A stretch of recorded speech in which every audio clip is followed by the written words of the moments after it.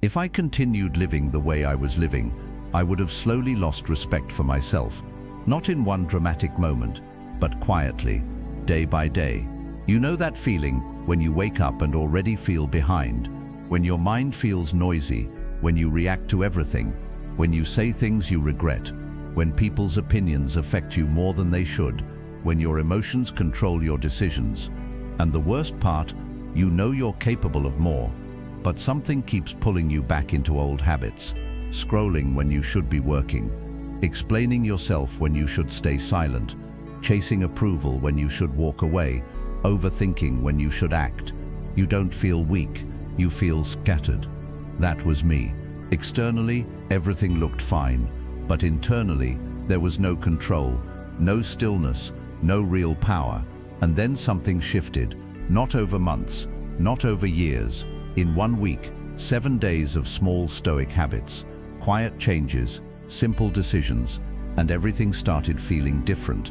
Not perfect, but powerful. But here's what most people don't realize. Your life doesn't change when motivation hits. It changes when your daily habits start aligning with a stronger identity. Marcus Aurelius never relied on motivation. Seneca didn't wait for the perfect mood. Epictetus didn't need external validation. They built internal systems, habits that created mental clarity and emotional control. So what I'm about to share isn't theory. It's not philosophy for textbooks. These are habits that reshape how you think, react, and move, almost immediately. If you practice them for 1 week, you won't feel like the same person. Let's start. Habit 1. Morning silence before the world enters your mind. Most people wake up and instantly consume noise, notifications, messages, news, opinions, expectations. Within 5 minutes, their mind is no longer theirs. It belongs to the world. That used to be me. Wake up, grab phone, instant comparison, instant pressure, instant distraction. And without realizing it, I started each day reacting instead of leading. Marcus Aurelius began his mornings differently. He wrote to himself before speaking to anyone else. He reminded himself who he wanted to be that day. So I tried something simple. For the first 30 minutes after waking, no phone, no messages, no external input, just silence, just breathing, just thinking. At first it felt uncomfortable, almost empty. But here's what most people don't realize. Silence in the morning builds authority over your mind. You start the day grounded, not reactive, not rushed, not anxious. You decide your mood, you decide your focus, you decide your energy. And once that happens, the world doesn't control you as easily. Habit 2. Stop explaining yourself unnecessarily. This one changed everything. Most people talk too much when they feel unsure. They justify decisions, over-explain boundaries, defend their choices, not because they're weak, but because they want to be understood. I used to do this constantly.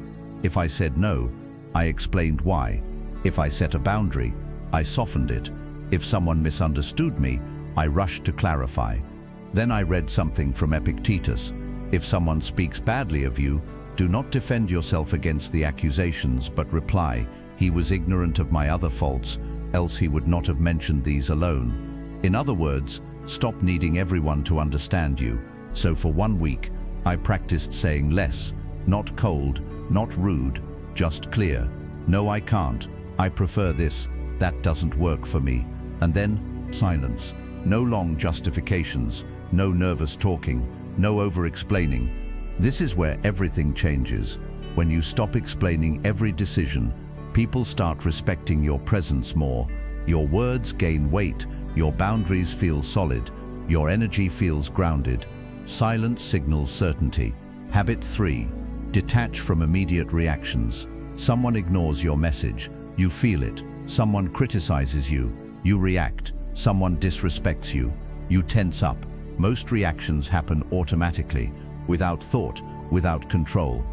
Seneca wrote, "We suffer more in imagination than in reality," so I created a simple rule: pause before reacting. Not forever, just a few seconds. When something triggered me, I didn't reply immediately, didn't defend immediately, didn't react emotionally. I observed. What actually happened? What story am I creating?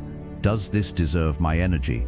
But here's what most people don't realize, that small pause creates massive emotional power, because reactions lose strength when they aren't instant. Within 1 week of practicing this, I felt calmer, clearer, more in control, not because life changed, because my response did. Habit 4. Walk and move with intention. Sounds simple, but it's powerful. Most people move through life unconsciously, fast, distracted, slightly anxious. Their body language reflects internal chaos. Shoulders tense, eyes scanning, movements rushed. Marcus Aurelius carried the weight of an empire, yet historical descriptions always mention his calm presence. So I started practicing intentional movement, walking slower, standing straighter, making eye contact, sitting without fidgeting, not forced, just aware. Within days, something shifted. People listened more when I spoke. Conversations felt calmer. My mind followed my body's pace. This is where everything changes. When your physical presence becomes calm and deliberate, your mental state follows. Confidence is not just a thought, it's a posture. Habit 5. Limit unnecessary talking. Not silence forever, just intentional speech. Most people talk to fill space, to avoid awkwardness, to seek approval, to feel included, but excessive talking reduces perceived value. Seneca warned about this. He believed unnecessary speech weakens inner discipline. So for 1 week, I spoke only when necessary or meaningful. In meetings, in conversations, in daily interactions, I listened more, observed more, spoke with intention. But here's what most people don't realize. When you speak less, people listen more. Your words carry weight, your presence feels composed, your mind becomes sharper, and strangely, you feel more powerful without saying more. Habit 6. Daily discomfort on purpose. Comfort weakens discipline. Slowly, quietly. Too much comfort creates softness, mentally, emotionally, physically.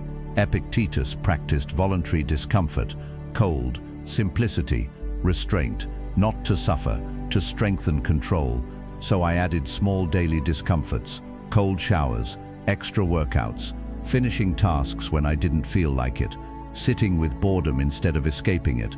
At first, resistance, excuses, laziness, then something changed. Discipline started feeling normal.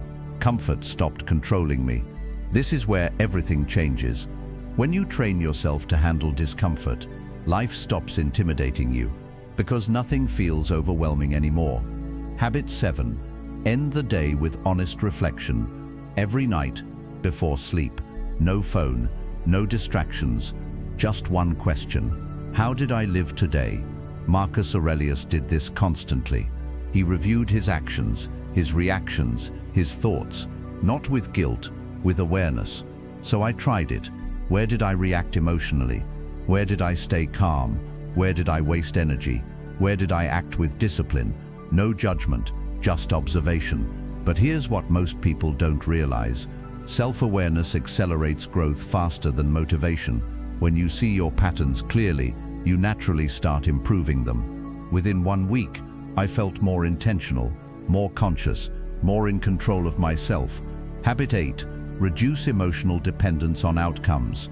This one was hard. Most people tie their mood to results, messages, money, attention, approval. When results are good, they feel good. When results are bad, they feel low. Epictetus taught, focus on what you control, detach from what you don't.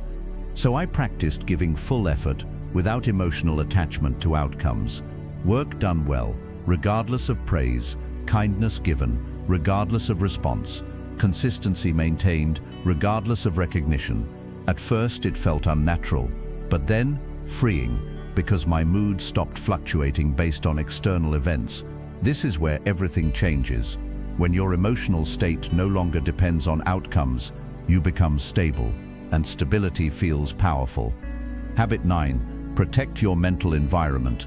Your mind absorbs everything around it. Conversations, content, people, energy. If your environment is chaotic, your mind becomes chaotic.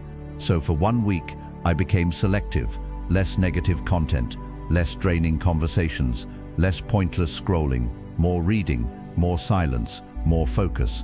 Within days, clarity increased. But here's what most people don't realize. Mental clarity isn't created by adding more, it's created by removing noise. When your mind becomes quieter, your decisions become stronger, and your presence becomes different. After 1 week of these habits, nothing dramatic happened externally, but internally, everything felt different. Calmer mind, stronger boundaries, clearer thinking, less emotional chaos, more quiet confidence. Not because life became easier, because I became steadier. Stoicism isn't about becoming emotionless. It's about becoming stable, grounded, intentional. When you control your habits, you control your mind. When you control your mind, you control your life.